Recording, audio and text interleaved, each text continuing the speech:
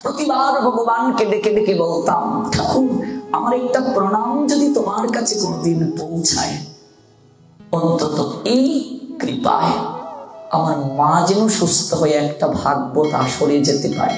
কি বলে রে মা, ভগবান ডাক শুনেন না?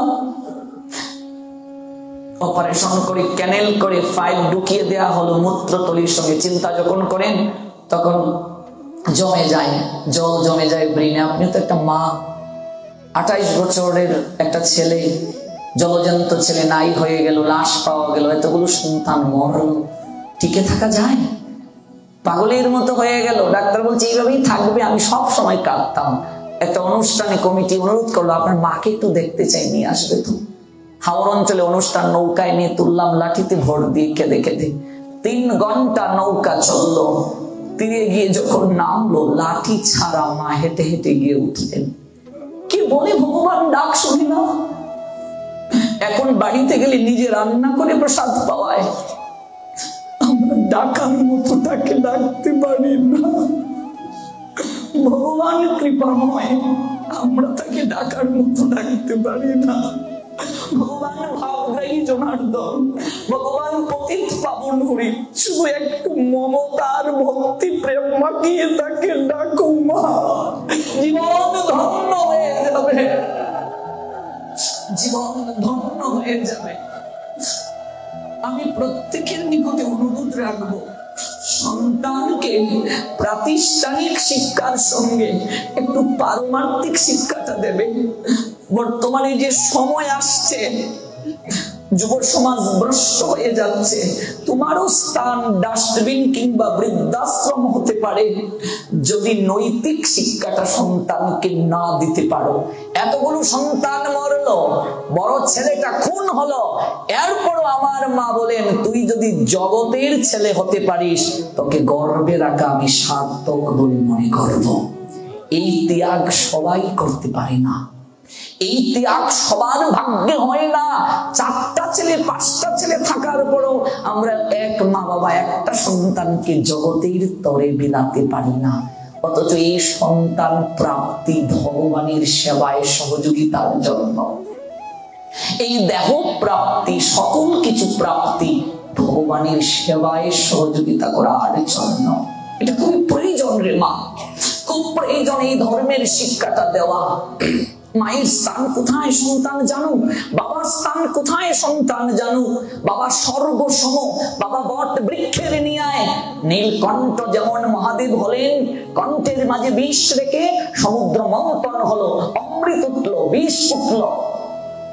দেবতারা অমৃতের ভাগ নিতে ঝগড়া করছে, কিন্তু বিষটা কেউ নিতে চায় না। মহাদেব বিষটা কণ্ঠে রাখলেন। একটা পিতা যেদিন সংসার জীবনে যায়, সন্তান প্রাপ্ত হয়, সেদিন থেকে তার আশা আকাঙ্ক্ষার অমৃত বিসর্জন হয়।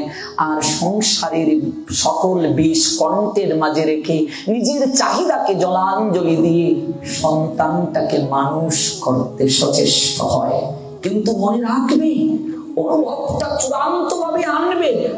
ভাগবত বলছেন, সেই মা মা বলে গণ্য নয়, সেই বাবা বাবা বলে গণ্য নয়, যদি সন্তানকে ভক্তি শিক্ষা প্রদান না করে। হিরণ্যকশিপুর মতো বাবা বাবা নয়, যে সন্তানকে ভক্তিতে প্রতিবন্ধকতা করে। কইকেয়ীকে 14টা বছর ভক্ত মা বলে।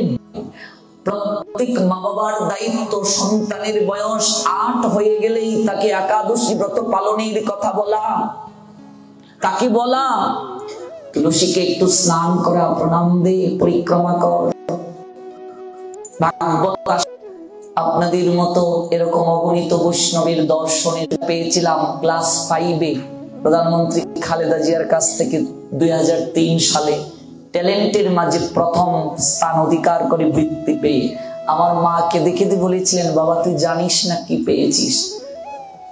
ছোট তখন আমি বুঝতে পারিনি। আমি বললাম, এটা যদি শ্রেষ্ঠ পুরস্কার হয় তুমি কাঁদছো কেন? এর থেকেও ভালো আছে নাকি পুরস্কার? তখন তো আমার বয়স আর কত, 9 বছর। মা বলেছিলেন, অনেক সময় কান্না আনন্দেও আসে, বড় হলে বুঝবি। আজকে মাকে বলি, তার থেকে শ্রেষ্ঠ পুরস্কার তুমি আমায় দিয়েছো। তুমি যদি আমায় ছোটবেলা থেকে সাধু সঙ্গে না নিয়ে যেতে, এই মনুষ্য জীবনের উদ্দেশ্যটা কি জানতে পারতাম না।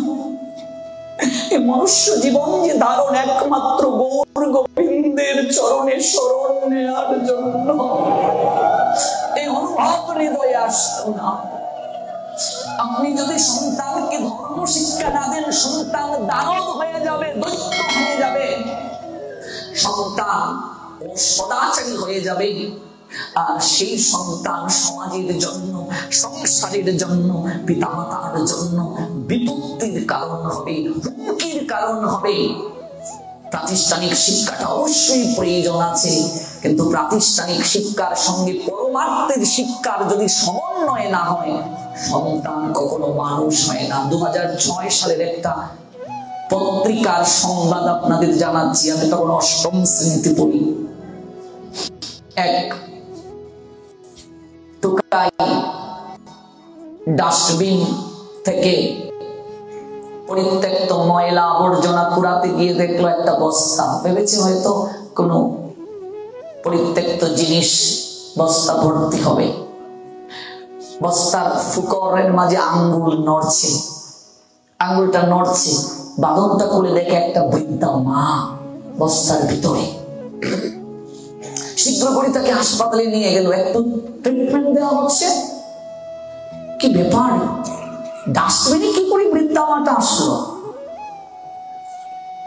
চিকিৎসা করে একটু ভালোর দিকে শরীরটা গেল। সাংবাদিক ব্রিফিং হচ্ছে, পত্রিকাতে ঢালাও ভাবে প্রচার করেছিল।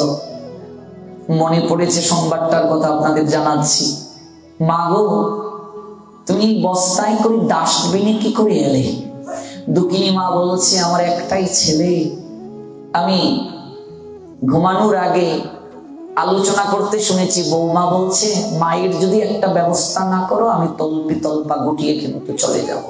এটা শুনে ঘুমিয়েছিলাম, কিন্তু কি করে ডাস্টবিনে এলাম, কি করে হাসপাতালে আসলাম তা তো জানি না। বুঝতেই পারছেন, কুলাঙ্গার ছেলে বাকে